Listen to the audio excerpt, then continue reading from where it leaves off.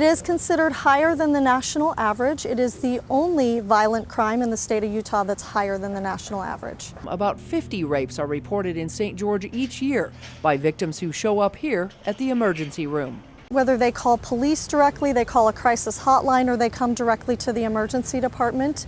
Either way, our team is the one that is called once they arrive at the emergency department. A sexual assault nurse examiner provides the exam using a rape test kit, collecting potential evidence needed in an investigation. We talk about what happened to them. We provide medical treatment, including prophylaxis medications. So it's more than just evidence collection. The process can take an hour up to 8 hours and is described as detailed and somewhat invasive. We do an interview to find out where their injuries, and we do the complete head-to-toe assessment and try to be there to comfort them, but we also have the Dove Center there to comfort. It's probably one of the most personal and invasive crimes that somebody can commit against somebody else, shy of killing them.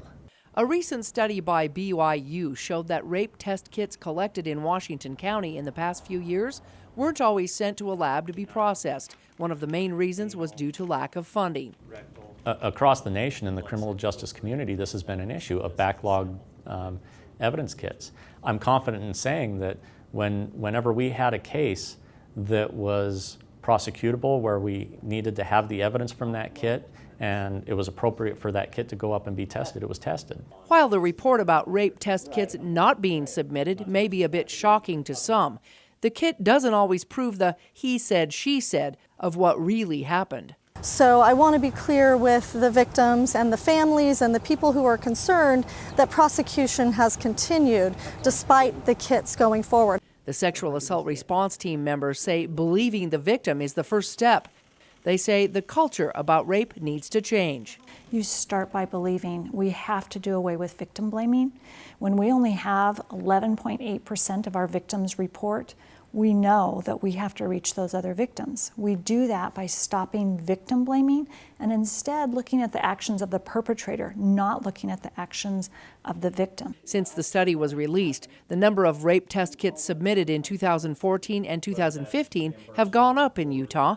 The push is to process all of the test kits for DNA samples to establish whether they might lead to ties in other rape cases. If we don't find out who these offenders are, they offend over and over. They rape over and over. And when you look at the rate of rape in Utah, higher than the national average for the last 25 years, we need to go back and look at the criminal justice system response overall. SART members want victims of sexual assault to report the violent crime every time.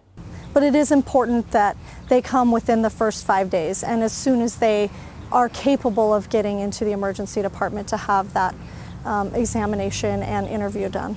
In St. George, Melissa Anderson, KCSG News.